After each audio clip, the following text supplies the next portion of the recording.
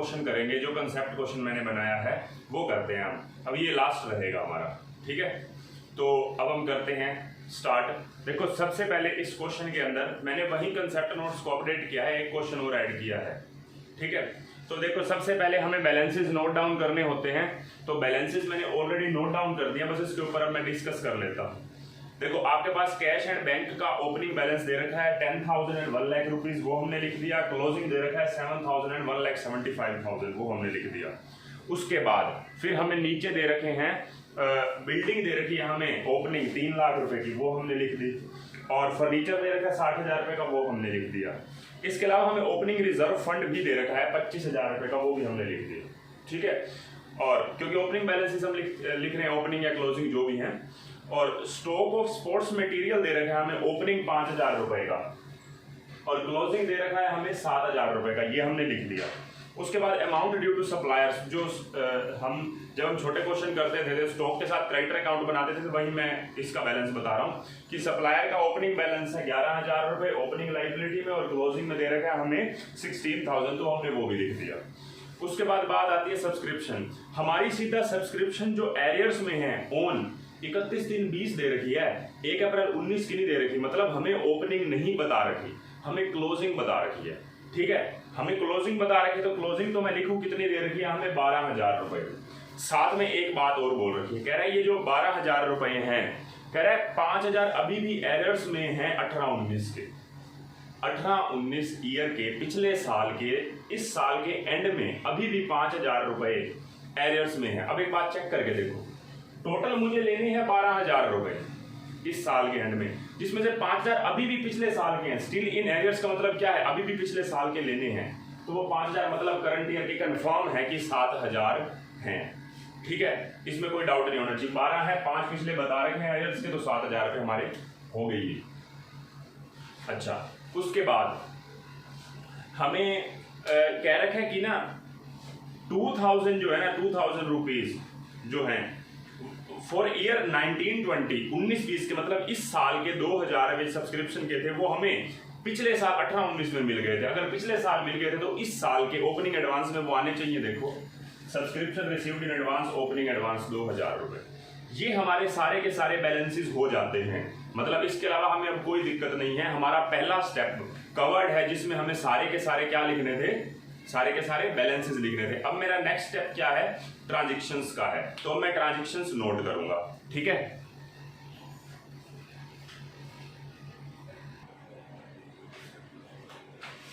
देखो मैंने आपको कहां तक बैलेंस लिखवा दिए थे, नोट नंबर 4 तक, मतलब वर्किंग नोट 4 तक हमने सारी बातें पढ़ ली थी, ठीक है। उसके बाद हम बात करते हैं नोट नंबर 4 के बाद नोट नंबर 5 की, ठीक है। उसमें ये कह रखा है कि salary has been paid for 11 month and rent of club is 3,000 per month. ये वाली बात ना अभी क्लियर नहीं होगी जब तक हम ट्रांजैक्शन पे नहीं जाएंगे, कोई बैलेंस डायरेक्टली थोड़ी ना दे रखा है हमें, तो ये वाली बात तब ध्यान रखेंगे जब हम सैलरी और रेंट वाले पॉइंट पे आएंगे ट्रांजैक्शन में, ये बैलेंस में भी कवर नहीं करते। उसके बाद कह रहा है 31/3/20 को क्लोजिंग बैलेंस फर्नीचर का दे रखा है हमें, क्लोजिंग बैलेंस ही दे रखा है 65,000 रुपीज। ये हमने अभी बैलेंस ही लिख रहा हूं मैं, ट्रांजैक्शन वैसे नोट जरूर हो चुकी है लेकिन मैं अभी बैलेंस ही पूरे कर रहा हूँ। क्लोजिंग बैलेंस 65,000, मतलब मैं बोलूँ तो मैंने ये सारी चीजें कवर कर ली हैं, cash, bank, building, furniture, opening stock और बस ये 5, ये 6, ये 7 और ये 8, ये आपके अभी तक के 4 पॉइंट में कवर हो गए थे जिन पे टिक लगाया है। क्लोजिंग में ये कवर हो गया था 1, 2, 3, 4, ये अब कवर किया, ये तो ये भी कवर हो गया था, ये नहीं हुआ था। रिजर्व फंड हो गया था, रिजर्व फंड तो खैर यहाँ पे लिखना था, बस बाकी कुछ नहीं हुआ, ठीक है। तो अब मैं जो पॉइंट पढ़ रहा हूँ उसमें फर्नीचर की हमें क्लोजिंग वैल्यू ही दे रखे हैं 65, ठीक है। तो 65 लिख देते हैं अभी, हालांकि बहुत कुछ और भी है वो देखेंगे अभी ट्रांजैक्शन में आएगा, मैंने जरूर नोट कर रखा है, मैं आपको समझाऊंगा। 65, उसके बाद वैल्यू ऑफ बिल्डिंग भी दे रखी है हमें 3,78,000 मैंने लिख दी, और इसके अलावा स्पोर्ट्स इक्विपमेंट भी क्लोजिंग दे रखा है 45,000 रुपीज। देखो आपको अगर क्लोजिंग दे रखा है तो इन तीनों की मैचिंग करने की तो जरूरत है ही नहीं, लेकिन मैं फिर भी बताऊंगा मैचिंग करने की जरूरत क्यों है इन तीनों के लिए भी, ठीक है। उसको समझते हैं बाद में। आगे क्या कह रखा है कि ना at the end prepaid expense है 1,000 रुपए के, लिख दो। प्रीपेड एक्सपेंस है आपके 1,000 रुपए की, जो बैलेंस सीधे सीधे दे रखा है ना उसको तो लिखने में सोचना ही है। प्रीपेड एक्सपेंस हमारा एक क्लोजिंग दे रखा है, ठीक है, तो हमने लिख दिया। उसके बाद कह रहा है a donation of 10,000 was wrongly included in the subscription of current year. ये बैलेंस तो नहीं है कम से कम, दोबारा पॉइंट ये पढ़ लेंगे, फिलहाल बैलेंसेस वाले फर्स्ट स्टेप में कवर नहीं होता, ठीक है।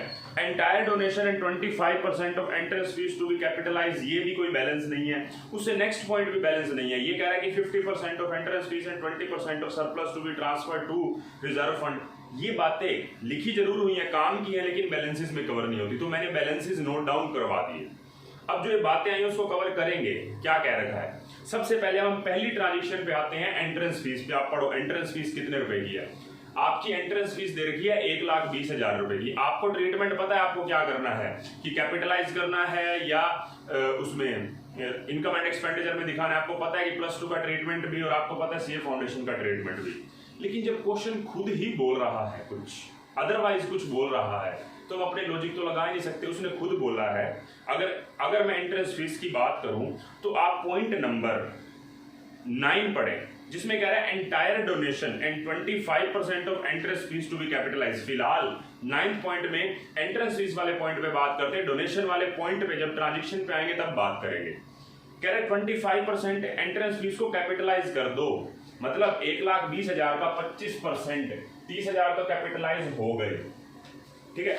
अगली ही लाइन में कह रहा है 50% एंट्रेंस फीस को रिजर्व फंड में ट्रांसफर कर दो। तो रिजर्व फंड पहले से 25 का था, उसमें एंट्रेंस फीस 60 और जाएगी, 1,20,000 रुपए का 50%। अल्टीमेटली टोटल मिला के एंट्रेंस फीस कितनी कैपिटलाइज हो गई, कितनी कैपिटलाइज हो गई, टोटल हो गई हमारी 60 और 30 90। एक तो डायरेक्टली और एक रिजर्व फंड में चली गई। अब मैं आपसे पूछता हूँ, बाकी चीज साइलेंट है, ये मायने नहीं रखता कि आप 12th क्लास में सीए फाउंडेशन में, बाकी चीज साइलेंट है तो आप खुद दिमाग लगाए ना कितना। उसने खुद बोल दी इसको कैपिटलाइज करना, तो बचे हुए को तो क्या होगा, इनकम एंड एक्सपेंडिचर में डालना होगा, रेवेन्यू रिसिप्ट ही होगी। समझ रहे हैं ना बात को।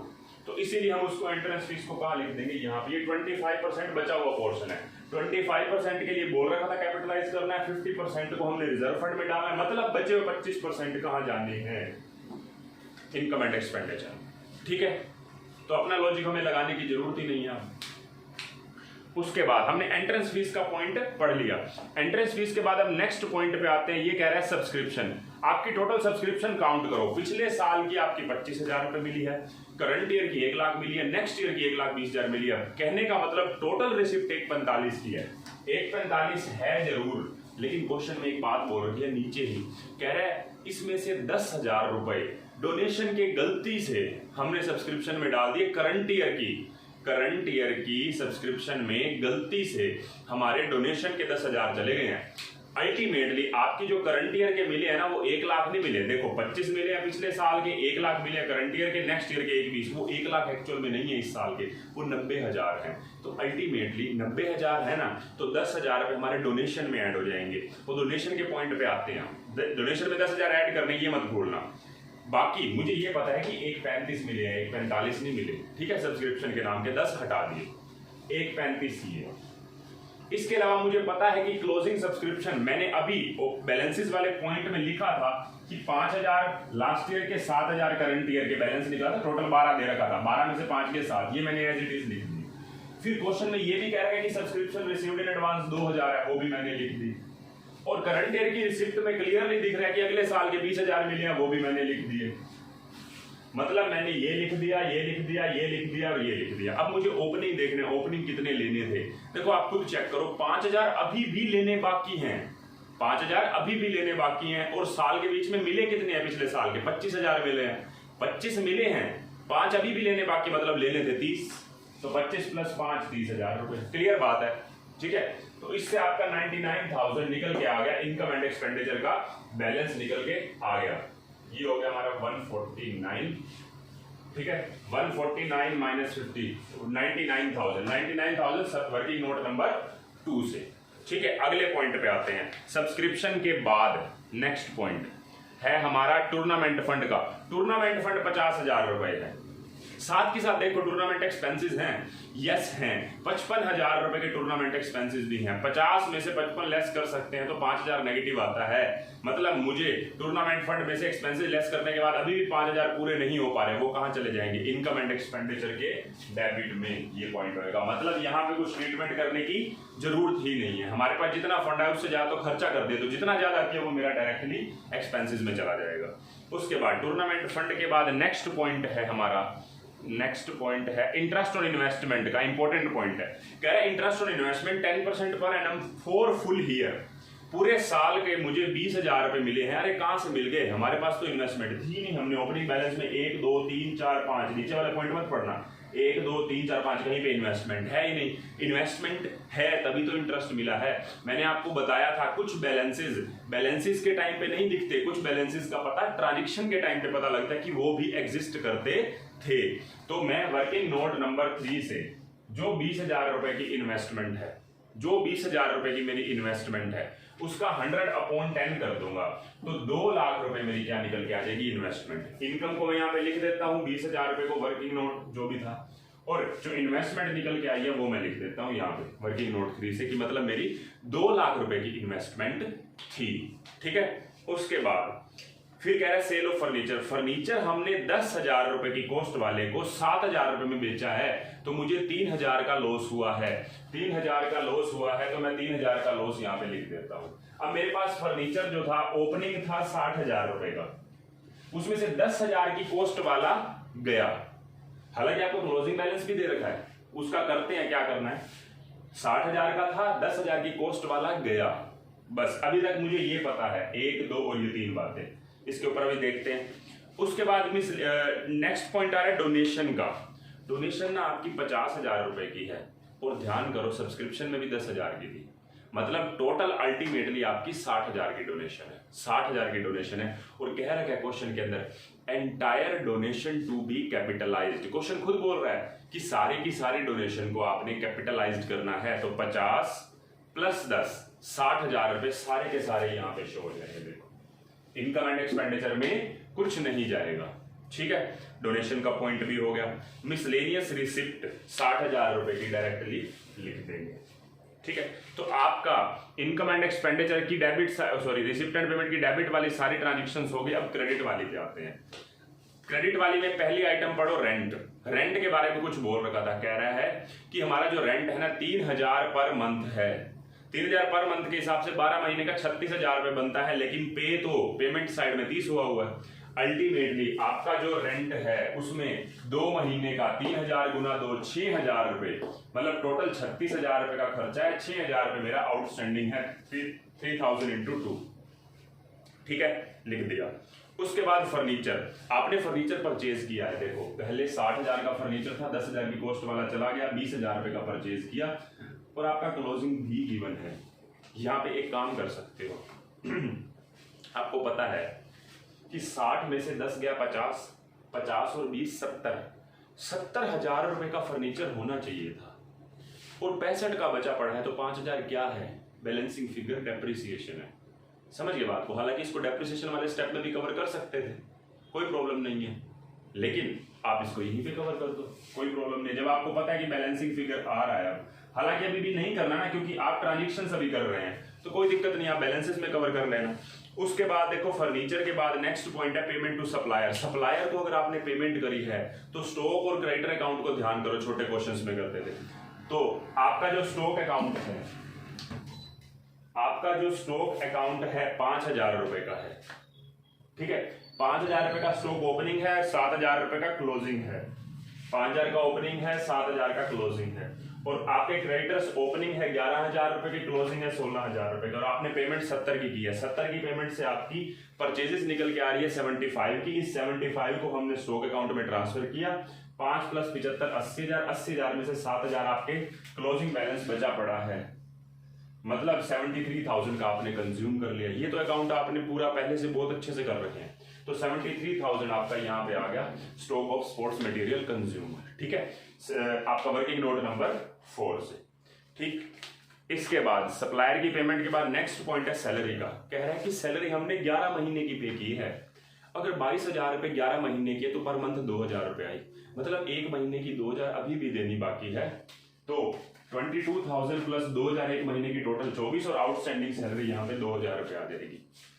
ठीक, उसके बाद जनरल एक्सपेंसेस। जनरल एक्सपेंसेस के बारे में स्पेशली पहले बोल रखा था, कह रहे 1,000 रुपये का प्रीपेड एक्सपेंसेस है क्लोजिंग में। तो देखो आपने क्लोजिंग में तो 1,000 लिख दिए थे, तो प्रीपेड का यहाँ पे ट्रीटमेंट तो करो 13 माइनस 1 12,000 रुपये। प्रीपेड को लेस करते हो ना, ये तो फाइनेंशियल स्टेटमेंट नॉर्मल में भी ट्रीटमेंट होता था कि प्रीपेड एक्सपेंसेस क्लोजिंग दे रखा है तो लेस कर दो बस, ठीक है। और 1,000 रुपये हमने ऑलरेडी यहाँ पे लिख ही रखे हैं।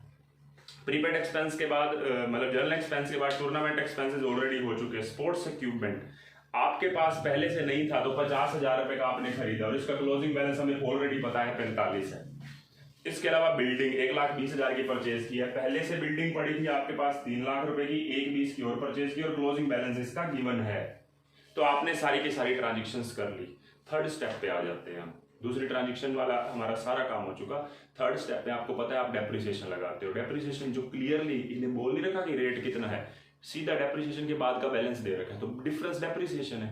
सोचने की बात है, आप खुद चेक करो 60 माइनस 10 50 और 20 70 70 एसेट्स की वैल्यू होनी चाहिए लेकिन 65 शो हो रही है, मतलब डेप्रिसिएशन 5,000 रुपए का है। ये बैलेंसिंग फिगर है, डेप्रिसिएशन इस क्वेश्चन में बैलेंसिंग फिगर है। तो 5,000 रुपए डेप्रिसिएशन ऑन फर्नीचर है।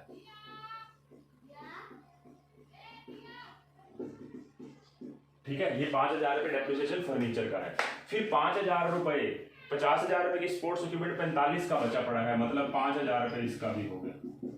तो स्पोर्ट्स इक्विपमेंट का भी 5,000 रुपए हो गया। तो डेप्रिसिएशन ऑन स्पोर्ट्स इक्विपमेंट। हालांकि आप फर्नीचर का, स्पोर्ट्स इक्विपमेंट का, बिल्डिंग का अकाउंट भी बना सकते थे। आप +1 में डेप्रिसिएशन चैप्टर करके हैं वहां पे अकाउंट बनाते थे, या फिर आपने +2 क्लास में कैश फ्लो स्टेटमेंट किया वहां पे भी अकाउंट बनाते थे। आप बना सकते हो, कोई प्रॉब्लम थोड़ी ना। उसके बाद बिल्डिंग 3 लाख प्लस 1,20 4,20 4,20 में से 3,78 लेस कर दो तो 42,000 रुपए इसका डेप्रिसिएशन हो गया। तो 42,000 डेप्रिसिएशन ऑन बिल्डिंग 42,000। ठीक है, ये हमारा काम हो गया और बाकी डेप्रिसिएशन का स्टेप हो गया पूरा। अब मैचिंग कर लेते हैं। मैचिंग में देख लो आप, कैश हो चुका है ऑलरेडी, बैंक हो चुका है, बिल्डिंग लिखी जा चुकी है, फर्नीचर लिखा जा चुका है, स्पोर्ट्स मटेरियल भी लिखा जा चुका है, सब्सक्रिप्शन रिसीवेबल ओपनिंग क्लोजिंग दोनों। इन्वेस्टमेंट 2 लाख की ओपनिंग तो लिखी है लेकिन क्लोजिंग नहीं लिखी, तो मैं इन्वेस्टमेंट के लिए स्पेस नहीं बन रहा। इन्वेस्टमेंट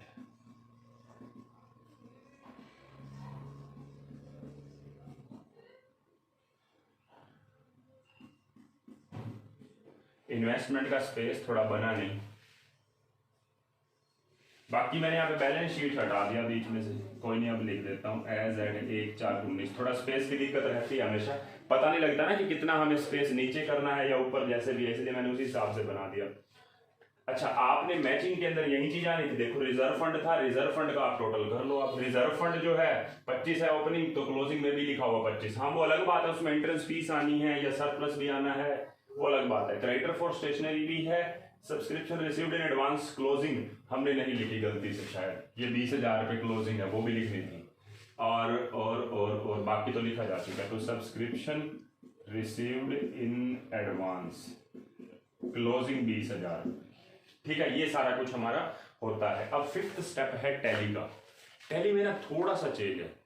आप चलो ओपनिंग कैपिटल निकाल लेंगे, मैं मान लो ओपनिंग कैपिटल फंड निकाल देता हूं, जो भी आपका बैलेंसिंग फिगर आएगा, ये 5th स्टेप टैली का।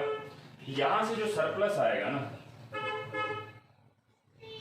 उसका surplus transferred to reserve fund और ट्रांसफर टू कैपिटल फंड, दो अलग अलग पार्ट बनेंगे, क्योंकि 20% हमने रिजर्व फंड में डालना है, क्वेश्चन में ही बोल रखा है।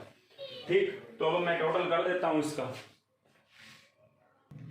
देखो उसके बाद जो नेक्स्ट हमारा काम था लास्ट टैली वाला, उसमें हमारा सबसे पहले कैपिटल फंड निकल के आया 6,67,000, वो हमने यहाँ पे लिख दिया। उसके बाद हमने सरप्लस निकाला। सरप्लस में कह रखा था कि 20% रिजर्व फंड में जाना है, बचा हुआ कैपिटल फंड में जाना है, तो 20% हमारे पास 4,000 पे सरप्लस आ रहा है। तो 800 रुपए इसका यहाँ पे चला जाएगा, रिजर्व फंड में ऐड हो जाएगा, और रिजर्व फंड का टोटल हो गया 60 और 25 85 प्लस 800 85,800, और बाकी 3200 जो है वो हमारे कैपिटल फंड ओपनिंग वाले में ऐड हो जाएंगे। तो ये आ गया 6,70,200 रुपए। अब टोटल जो इसका आ रहा है दोनों साइड का वो आ रहा है 8,90,000 में। मिलते हैं, बाय बाय।